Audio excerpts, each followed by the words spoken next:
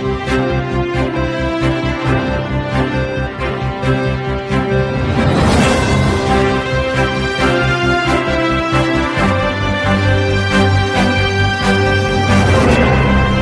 शाजापुर से है, जहां हम आपको आज एक ऐसे रहस्य से रूबरू करवाते हैं जो बहुत कम लोग जानते हैं। हम आपको लेकर चलते हैं मध्य प्रदेश के शाजापुर जिले के एक छोटे से गांव पांडव खोरा में।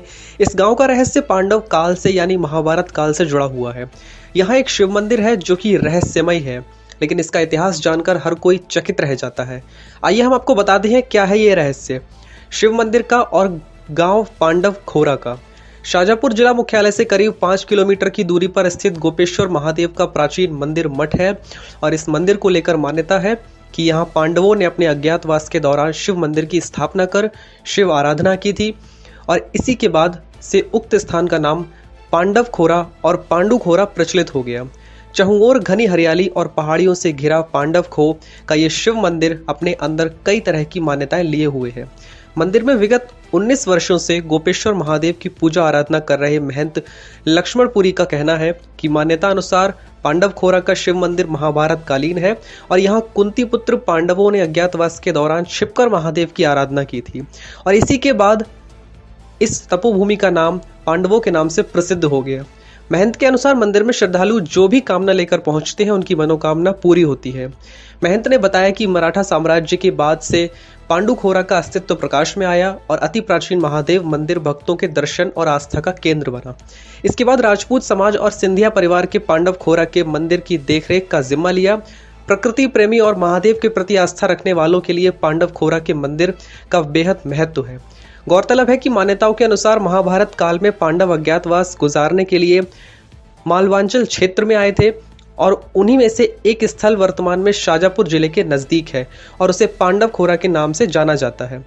श्रद्धालुओं का मानना है कि अज्ञातवास के दौरान पुराने समय में बेहद घने जंगलों के बीच पांडु खोरा पहुंचे और यहाँ गुफा में मौजूद शिवलिंग के समक्ष तप और आराधना में लीन हो गए। मान्यता अनुसार पांडवों ने चतुर्मास तक यहाँ पूजा पाठ की और इसके बाद वे यहाँ से चले गए। मंदिर के महंत लक्ष्मणपुरी बताते हैं कि पुराने समय में गोपेश्वर महादेव एक गुफा में मौजूद थे, जिसके बाद में श्रद्धालुओं की सुविधा के लिए एक मंदिर का रूप दे दिया गया। मंदिर में दर्शन पूजन के साथ ही श्रद्धालु परिवार सहित पिकनिक आदि करने के लिए भी यहाँ पर आते रहते हैं, लेकिन कुछ असुविधा की कमी के कारण उन्हें असुविधा का सामना करना पड़ता है। जंगलों के बीच दिख रहा ये शिव मंदिर किसी रहस्य से कम नहीं है। अगर हम इतिहास के पन्ने पलटें तो इस मंदिर का रहस्य पांडवों से जुड़ा है। पुराने लोग आज ही बताते हैं कि महाभारत काल में जब पांडव अज्ञातवास पर निकले थे तब पांडव कुछ दिनों के लिए शाजापुर जिला मुख्यालय से महज 5 किलोमीटर दूर इस घने जंगल में पांडवों ने कुछ दिन रुककर अपना अज्ञातवास का कुछ पल यहाँ बिताया था। इतिहास में भी इसका उल्लेख है। साथ ही महाभारत ग्रंथ को जब भी आज आप पढ़ेंगे तो उसमें इस गांव में पांडवों का कुछ दिन रुकने का रहस्य लिखा हुआ है। आप जो जंगलों के बीचों बीच घनी झाड़ियों में पहाड़ियों के बीच यह शिव मंदिर देख रहे हैं, इसकी स्थापना भी पांडवों ने हजारों वर्ष पूर्व की थी। पांडव अपने अज्ञातवास के दौरान पांडव खोरा गांव में रुके थे।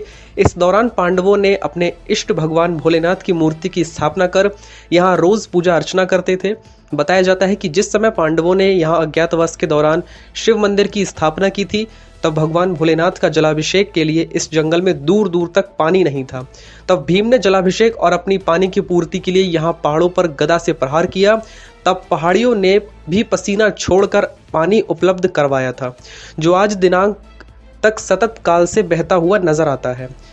इसी पानी से पांडव भगवान भोलेनाथ का जलाभिषेक करते थे और साथ ही अपने रोजमर्रा की जिंदगी में भी इस पानी का उपयोग करते थे। बताया जाता है कि पांडवों के अज्ञातवास के दौरान यहाँ आसपास के लोग उनकी सेवा में लगे हुए थे। पांडवों ने यहाँ से जाने के बाद कुछ लोग यहाँ सोए रह गए थे, जिन्होंने यहीं रुककर एक छोटी सी बस्ती का निर्माण किया। उस बस्ती का नाम तभी से पांडव खोरा पड़ गया और सभी लोग पांडवों के द्वारा स्थापित की गई भोलेनाथ की मूर्ति की देखरेख में लग गए और यहीं बस गए। आज उनकी कई पीढ़ी इसी गांव में बिट गई और आज भी इसी गांव के लोग भगवान भोलेनाथ का श्रृंगार करते हैं और उनकी पूजा अर्चना करते हैं। बताया जाता है कि कुछ वर्षों पूर्व यहाँ करीब 1960 के आसपास एक महात्मा यहाँ आकर रुके, जिन्होंने भगवान भोलेनाथ से सिद्धि प्राप्त कर साक्षात दर्शन किए थे। वह भी यहीं रह गए और अपने प्राण भी यहीं त्याग दिए थे। उनकी भी मूर्ति यहाँ स्थापित की गई और उनकी भी पूजा अर्चना की जाती है। वहीं बड़े बुजुर्ग बताते हैं कि जो भी अपनी अपनी मनोकामना लेकर यहाँ आते हैं और पत्थरों के पसीने से निकलने वाले पानी से भगवान भोलेनाथ का जलाभिषेक करते हैं, उनकी हर मनोकामना यहाँ पूर्ण होती है।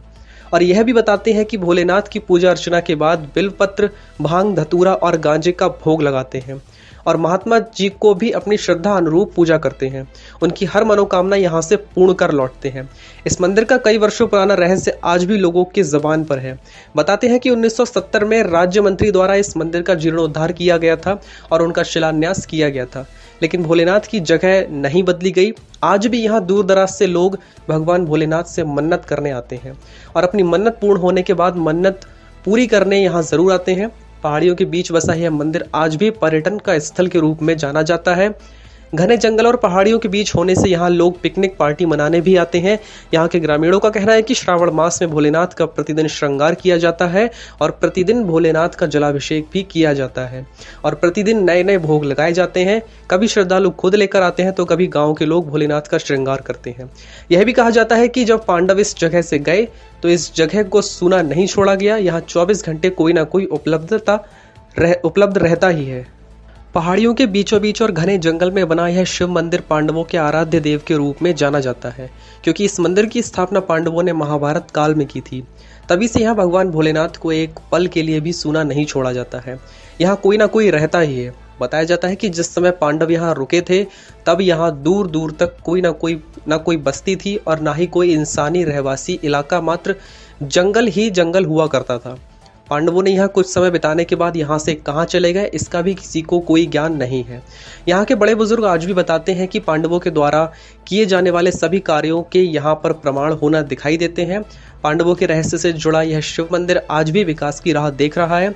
शाजापुर जिला मुख्यालय से महज 5 किलोमीटर दूर अलोकित इस मंदिर में लोग प्रतिदिन भगवान भोलेनाथ के दर्शन करने और इस जगह के सुहाने दृश्य को देखने पहुंचते हैं। तो कई लोग यहाँ पार्टी, पिकनिक मनाने भी पहुंचते हैं। इतना सुंदर दृश्य है कि मानो प्रकृति ने अपनी सारी सुंदरता इसी जगह पर छोड़ दी है। ग्राम पांडवखोरा में शाजापुर के अलावा दूर दराज से भी लोग भगवान भोलेनाथ से मन्नत करने एवं फिर उन्हें पूरी करने पधारते हैं। तो कई लोग इस सुंदर मनोरम दृश्य का लुत्फ लेने यहाँ पर जरूर पधारते हैं।